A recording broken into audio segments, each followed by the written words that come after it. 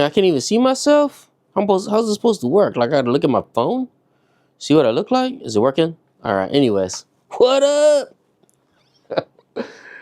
So I've been trying to figure out how I'm going to do more YouTube and social media and TikToks besides, the VOD, the pod that we're doing on YouTube with Steph and I for the tabletop pod, and then talking to my boy Mello.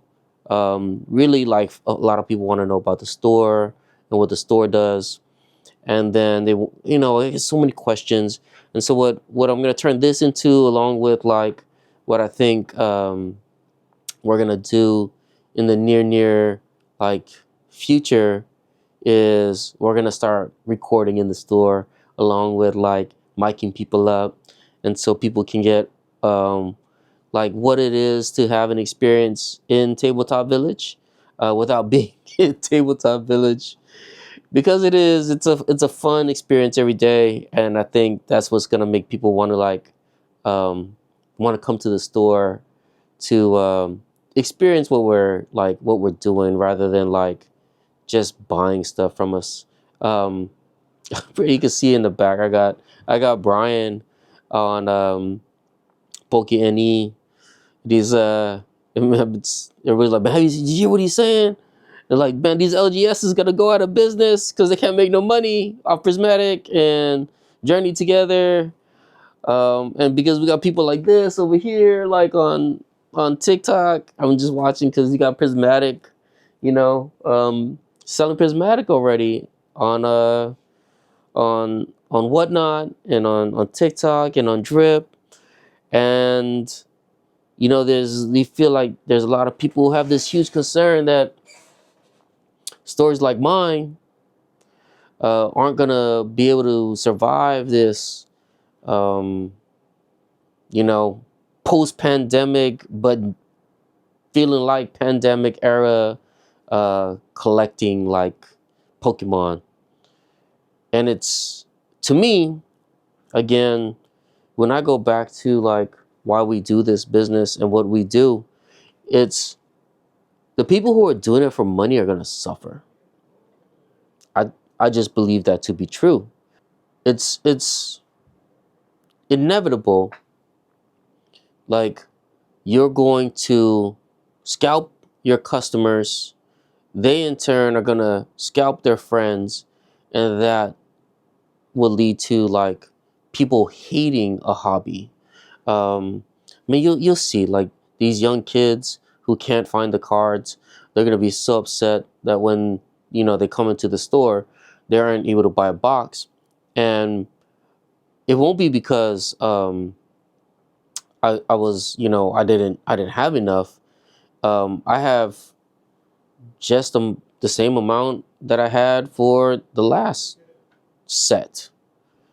It's just that people are buying it more, and I sold all my pre-sales at MSRP. So whatever I get left is obviously going to be stuff that either I'm buying secondhand, stuff that people have already decided to sell back to me, and hopefully it's going to be a lot of singles, and people will be able to buy singles that way, and that will like help the kids get the cards that they want out of the set. Unfortunately, it's going to be too expensive for them to rip it open themselves. So there's a lot of this. I don't know if it's fear mongering amongst YouTube channelers trying to make people be afraid of their actions, and maybe it's a good thing, and I don't know, maybe it's a bad thing. Um, but I think myself and my store, Tabletop Village as a community, like goes beyond this whole like, oh, is Prismatic, because you can't make money on Prismatic, you're gonna fail. Like, no, we're just not gonna have as much, right? I mean, we're at a time right now where there's like zero product. There's no Surging Sparks. Surging Sparks has to come from other people buying it through retail, who are reselling it back to my store, in which then I'm reselling it back. at a higher price because it's now passed through, 3, 4 hands. And so ideally people can still come to the store and still buy product. Unfortunately, a lot of it's going to be a little bit more expensive, or you can just skip it and go straight to the singles and be happy with your single cards, um, so on and so forth. I don't know what's I'm gonna get some ads in here, and that's just, oh, look, you guys want to look at that handsome feller. um, and so in my first in my first episode of Brian's talk about this, we get to talk about a Prismatic and Journey together, and all these new sets. And I wish I could assure people that, like, oh, Pokemon's gonna supply us with a product, so if you don't get it now, you don't have to like spend all this money. Um, but what like, I don't know. He don't know. Nobody knows, right? Um, I would even say that there's a lot of people even at Pokemon that don't know exactly what's going to happen. Um, and I happen to know a lot of them, and they don't know. Like, do we think that this is gonna run like this forever? Maybe. We're a 95% Pokemon only store. People have always said, and these guys have said, oh, you can't run your store just off Pokemon. You can't be a local game store and just run Pokemon, because like you won't someday you'll have a really bad set and then your store will not have enough. And like, I think again, if you open up a business that solely relies off of you, um, making money and profit from just selling Pokemon cards, like, it's difficult. Even if you just sell it off like several different trading card games, that's difficult. We throw in board games, and then even at a restaurant, that's hard. Um, you know, that's not what we do. We provide a community space in which people like to enjoy coming here to play, mostly Pokemon, the trading card game, and a little bit of One Piece, and a little bit of Flesh and Blood, and a little bit of Grand Archive, a little bit of Wheat Cross. Um, they play other games, Larcana, and but mostly it's a community where people come and enjoy the space. On top of that, we teach people how to play the game. We work with 32 different schools in the city, educating young people how to play Pokemon. Right? It's I'm giving out the secret, but like, yeah, go do that. Like, if you own a store, you want to own a store, you want to like grow a business that evolves, whether it's Pokemon or any other trading card game. Like, you don't have to just sell the product, right? You can provide a space. You don't have to just go online and rely on like being the lowest price for like products so that people will buy it from you. Like, we were seeing, what was it? Temporal Forces at $105, and people like dumping all their boxes, right? And for small businesses that open up, and they were getting your box price at 97, and your competitor is selling it at $8 over a box, but they're still gonna make $8,000. Those guys they sell it out of their garage. So when they're selling out of their garage for $18, right? They're still making money because they're not paying for overhead and employees and salaries and lights and everything else. So I wouldn't, if you want to do that stuff, you don't want to compete in that market. Like, leave that alone for those guys. They're talking about how unhappy they are because, you know, it's so hard to just sell all this stuff at such a high level MSRP, and yeah, we're making a lot of money, but it doesn't feel good. I'm like, I don't know if that is really a thing, right? And then they make all the YouTube videos and all that great content. It's becoming great content for me because I get to watch their videos and I get to talk about how, like, to me, I feel like it's nonsense. Um, which is what makes Tabletop Village, like, I feel like is such a great thing, right? It's, again, it is a village. We've created a community, and we're going to, like, grow our community in a way in which it's not reliant on just selling a product. Like, we're more reliant on the relationships we build with our community members, and that grows into teaching other people how to play Pokemon. And whether we go into other games, which we're gonna do Warhammer. It looks cool. I gotta paint a kit, and I'm gonna show it to you guys next week and be like, oh, that's so cool, if I paint it right.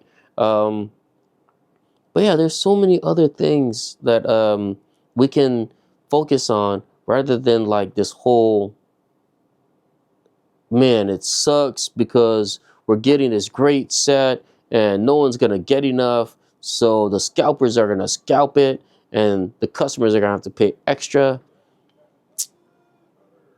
Then don't participate. You don't have to.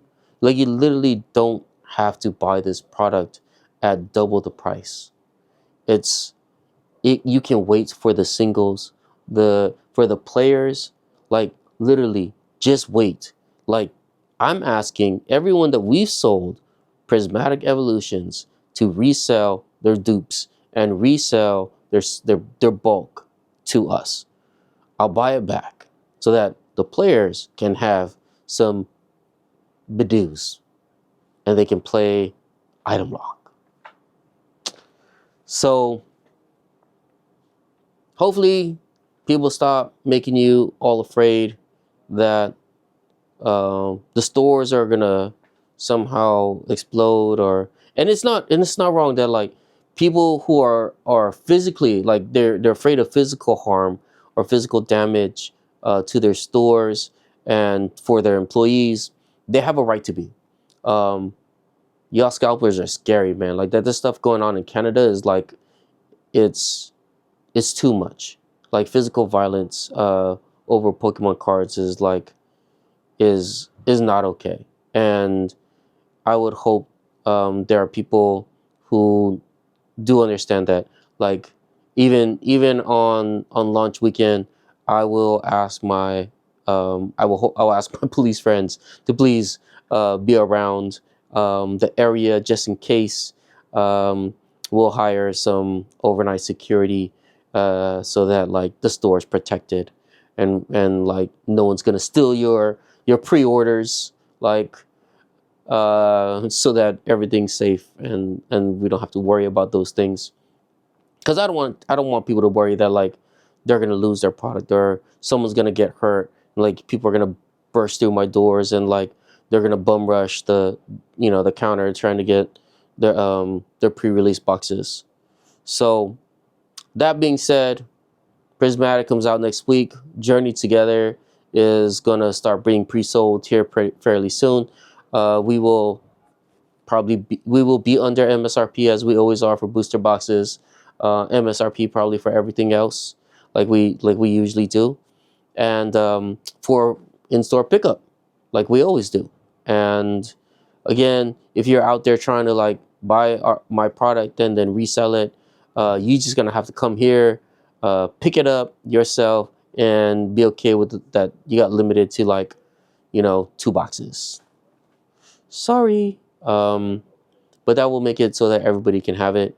And then as we get more and whatnot, then we'll let people, get their 6 boxes or a case or 2 cases or whatever. That's after, like, I've gone and had pre-sale for 2 months. So we'll see. And it's been fun. Thanks for supporting Tabletop Village. And I'm excited again. We'll start doing this videoing and recording and, like, showing you what the store is like, candidly, through some interesting live footage that's been edited. I hope. Cool. Till next time. I don't know what I'm gonna call this yet, but the Chiefs talk, something like that. We'll have a better one next time. Just Steph gonna put something right here. All right. Peace out.